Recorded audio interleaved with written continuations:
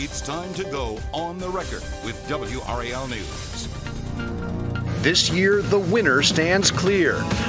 North Carolina, the Tar Heel state. The results are in, and North Carolina is number one. CNBC naming our state best in the country for business, declaring North Carolina's economy has hit its stride. We discuss with some of the state's top business leaders. Plus, I overheard the president say something to the effect of, I don't effing care that they have weapons. They're not here to hurt me. The House Select Committee investigating the insurrection at the U.S. Capitol could wrap up its historic hearings next week. The major takeaways thus far with local political experts who put the testimony into context. And thank you for joining us for On the Record. I'm Lena Tillett. It certainly is good to be back after taking a few weeks off, and we have a lot to get to this week. Beginning with this headline, no doubt taking the #1 spot for business is a huge distinction for North Carolina, and the business world is taking note.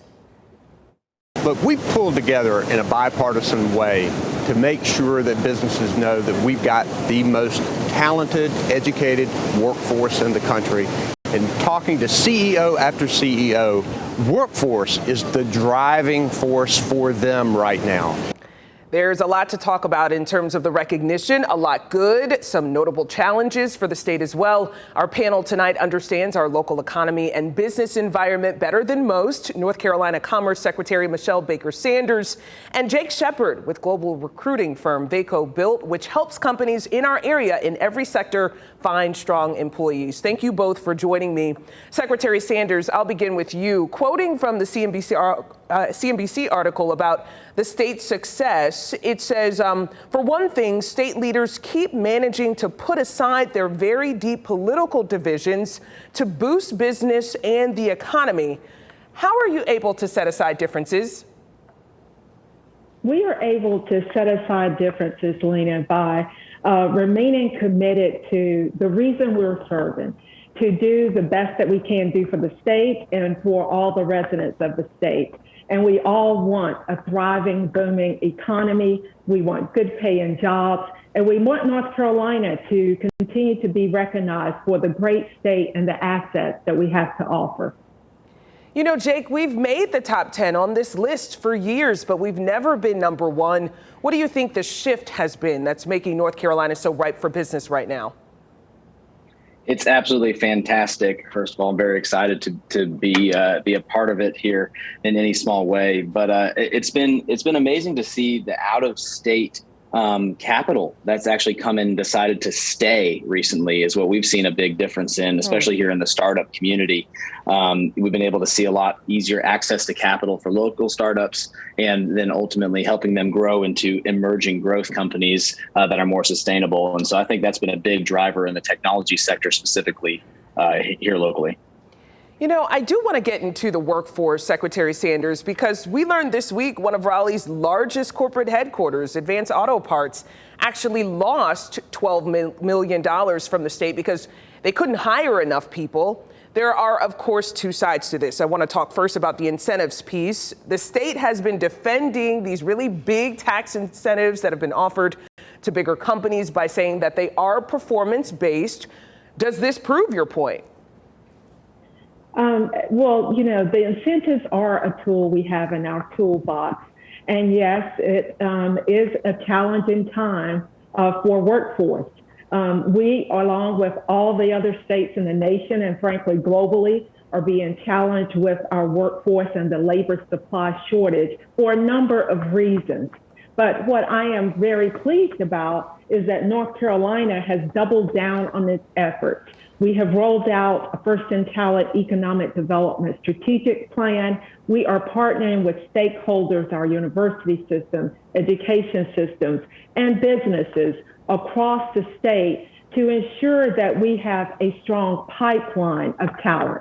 Organizations like My Future NC, working to have 2,000 post-secondary degrees by 2030.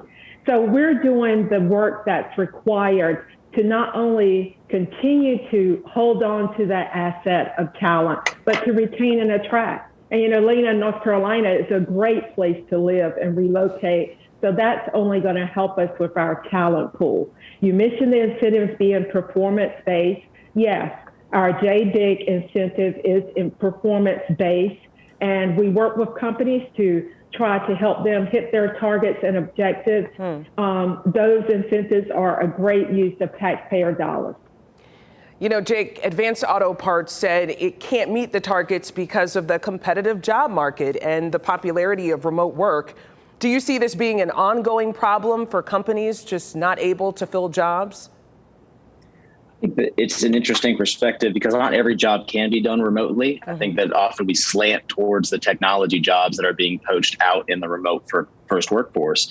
That doesn't mean that they can't provide jobs in an environment that's healthy for on the ground or even on the site for some of that work, especially around internships, hiring straight out of college, making sure that mentorship and training programs are available as well. I mean, ultimately, it is still, although we are so first in innovation on so many things, North Carolina, agriculture is still our backbone. So there is a lot of opportunity for a company like Advanced Auto to be able to create blue collar jobs as well as the innovation-based jobs that they have brought over into the area. So I don't want to speak against their plan. I don't pretend to know their business intimately, but I do think that there is an opportunity for them to have found a more creative way to fill the rest of those jobs. And they still have the opportunity, right? It's not all over. Talking about those blue collar jobs, I did want to play this soundbite. We talked to a local restaurant owner after the CNBC ranking came out, and I want you to take a listen to what he had to say. We just finally got all this demand, and our issue is satisfying it. Like, if I can't hire enough people to wait to serve my guests, then it doesn't matter how many guests I have. I in fact have to turn people away because I don't have enough qualified people to serve them. Really interesting, Secretary Sanders, because he said, look, we can tell that the business environment is thriving and we're excited about the demand, but we just can't find the people to actually staff, our hours. So what is the state doing to make sure that the prosperity isn't isolated to the multi-million-dollar companies, but these smaller businesses can grow as well? So within our strategic plan, one of the tactics that we list there that we are executing on is to reach out to and tap into underrepresented, untapped talent. For example, we surely want to target our marginalized populations. We are also looking for people with disabilities, such as neurodiverse populations. We're also reaching out to populations that have previously involved justice records. So we're tapping those who have not necessarily been tapped or maximized in this labor supply shortage that we've seen. So we are doing that. We are also working diligently to understand deeply, or more than so in the past, what are the business needs, specific for, and then offering services and programs to reskill or upskill individuals to prepare them for the restaurant industry or the tourism industry. That's some of the things that we're doing. That's fascinating, tapping into untapped resources. We have much more with our panel on the impact of the state's booming economy coming up next. Plus, we are going to dive into the major takeaways from the January 6th hearings. Stay with us.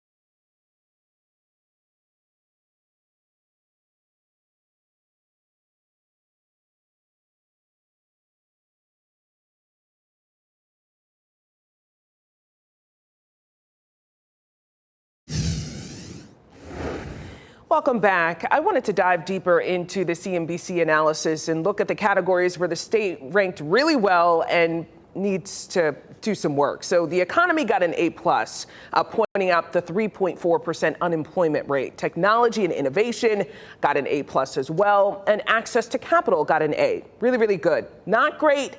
Life, health, and inclusion got a C-. And the cost of living for our state got a C+. Now, those two categories there, to me, kind of boil down to quality of life, Jake. And they seem like really big challenges for the state. Are companies saying that in terms of when they're coming to you, asking you to help them find employees, that's a challenge? That's interesting to see that rating actually that low for cost of living, especially. I think some of that has to do with just the rapid increase, not necessarily the overall livability. So that might be a skewed data point. We're seeing that many companies coming from out of state are still seeing an immense cost savings on their labor here. Though we did see earlier last year when Apple had announced that their median income for those jobs is going to be in the mid 170s. Many of the folks that I experienced getting that opportunity started at 170, but most of that was stock, and it actually dropped rapidly as the stock ended up fluctuating. And so there's some pieces on that actually don't hold up true to where they are being more in line with the median salaries that you're seeing from local companies anyway. And so I would almost push back on it a little bit from the inflation of those salaries. Oh, that's really interesting. Announcing. Yeah, Secretary Sanders, the inclusion piece also seems to be really significant there in getting a C-. What is the state doing to try to make up that gap? So we are working diligently to make sure that when it comes to economic development practices, that we have a lens of equity and inclusion on everything we do. We have a sharp focus on rural North Carolina, and we are also focused on the disparities that residents have and experience across the state. You mentioned the health and inclusion. This is why we need to expand access. One of the reasons why expand access to health care. Fortunately, I believe all three chambers or the leadership has stated they support Medicaid expansion, and we are continuing to advocate for Medicaid expansion to the over 500,000 residents who do not have that, working residents who just fall in that gap of not having access, and I believe 40,000 veterans without access.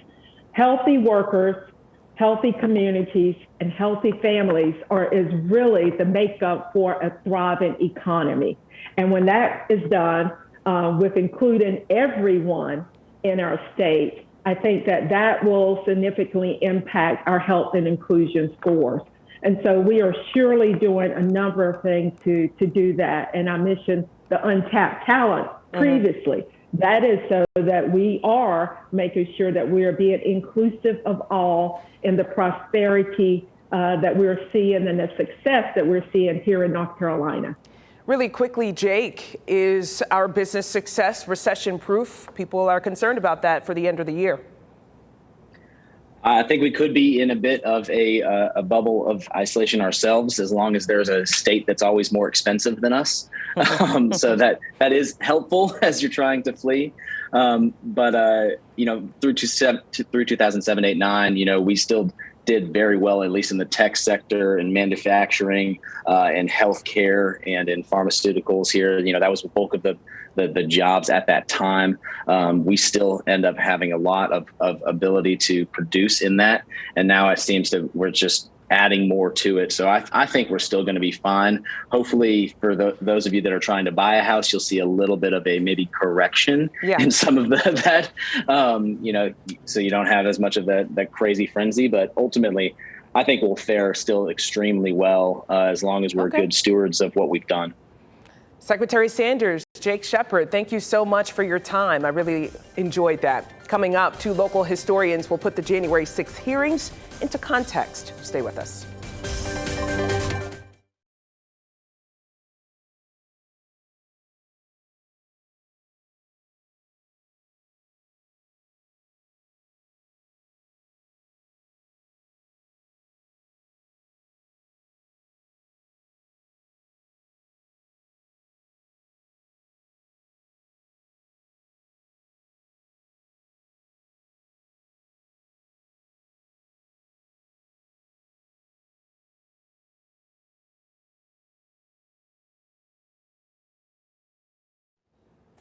political scientist, not a historian. Just wanted to.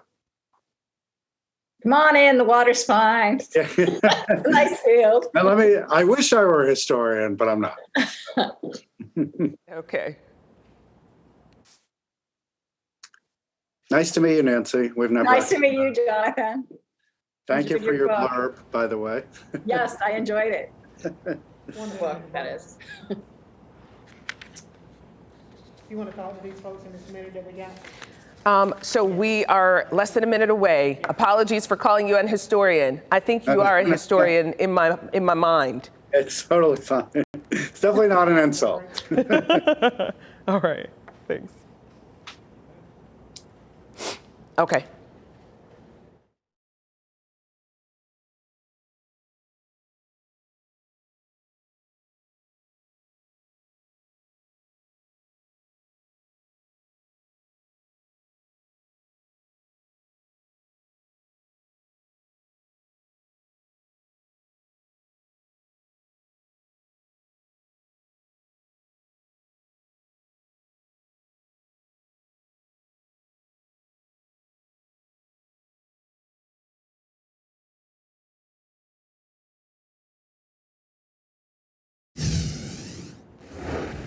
Welcome back. Next week could mark the end of historic public hearings from the January 6th committee. It's been a steady stream of new revelations thus far. Through meticulous evidence gathering and witness testimony, the committee has described a coordinated campaign to overturn the legitimate results of the 2020 election and argued former President Trump was at the center of the scheme. Now, we should note Republicans have called the hearings partisan.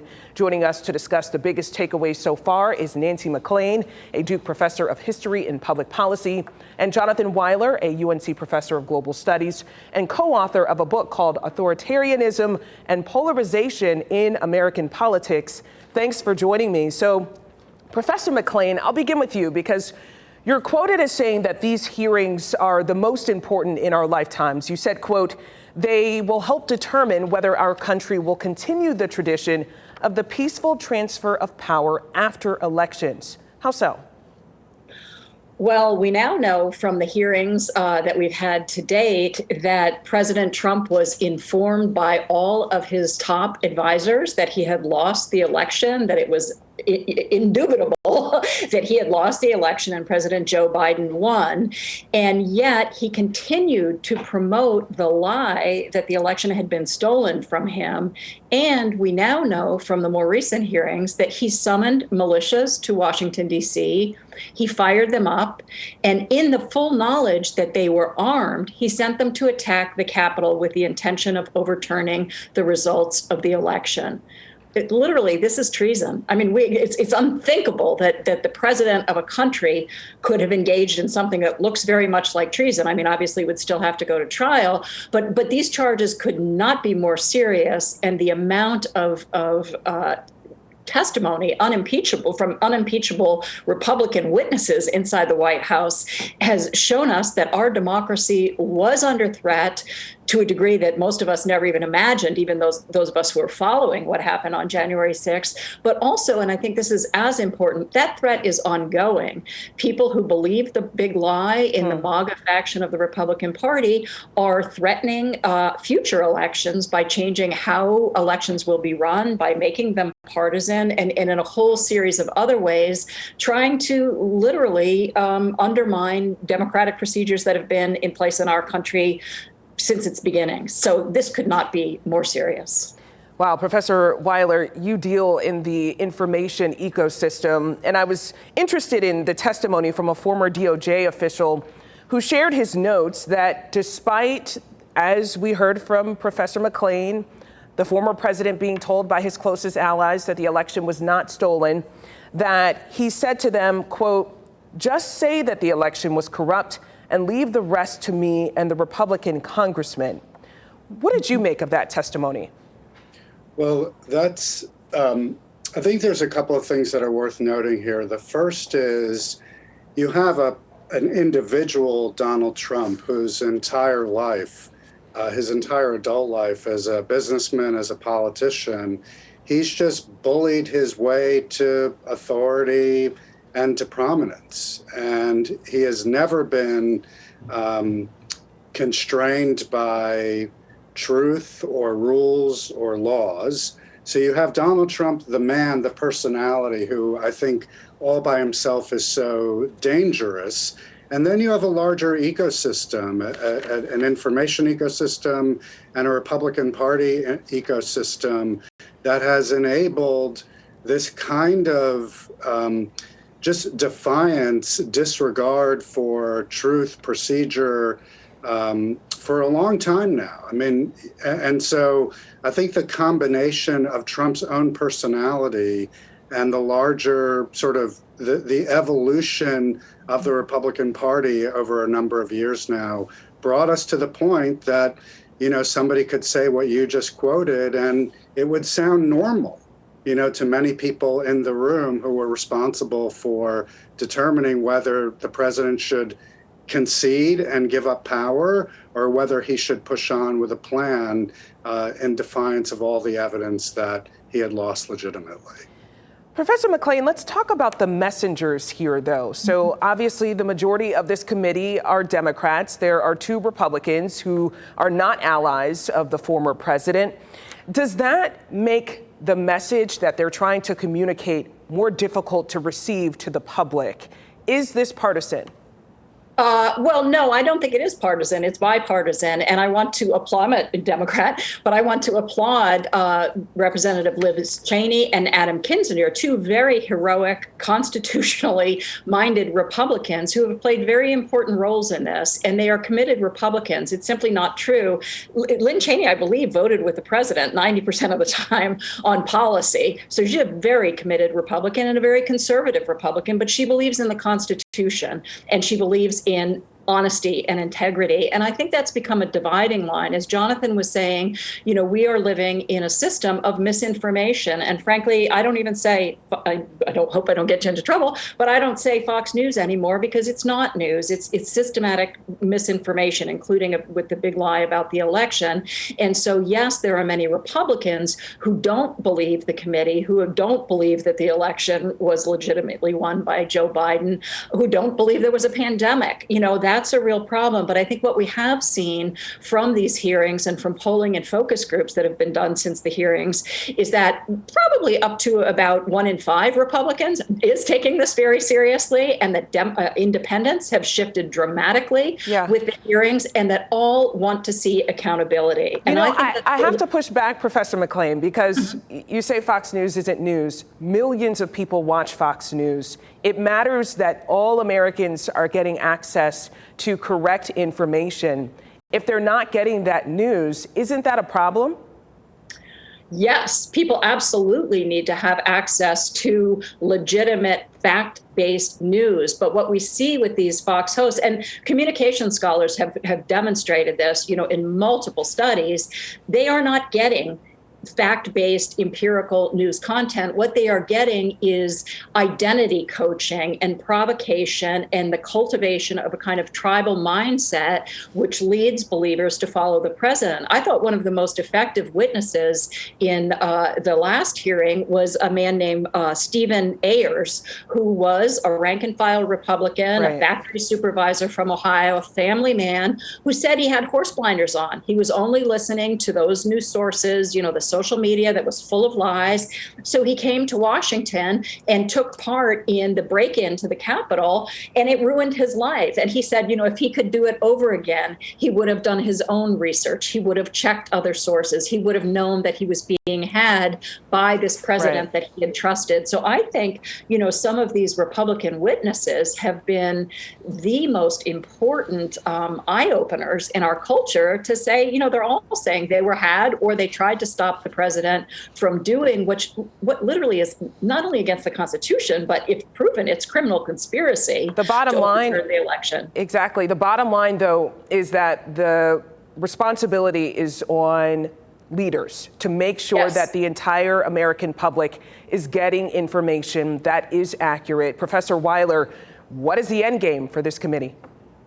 Well, I think the committee, I think they have 2 main purposes. One, I think, is to provide as detailed and accurate a record as possible of what happened, and specifically to your point of the central role that Donald Trump himself played in organizing this entire conspiracy to overthrow the election. And I think to Professor McClain's point about the gentleman from Ohio, the power of leaders, the power of demagogues to influence and shape the thinking of ordinary people is something that I think especially more sort of politically attuned folks have a hard time believing. We all want to believe that we just think for ourselves. But the fact is we're all susceptible to some degree to the air we breathe, the larger information sources around us. And when you have a demagogue like Trump, who is so committed to spreading the falsehoods he can be incredibly dangerous because people will follow him in the ways that we've seen throughout the course of these hearings. Well, there's more to come next week. Professors McClain and Weiler, thank you so much for your time and insight. The next and possibly final hearing is expected to air during prime time on July 21st, and you can count on WRAL to carry that live. Thank you so much for joining us as well. If you have any comments, you can find me on social media, WRAL Lena Tillett on Facebook.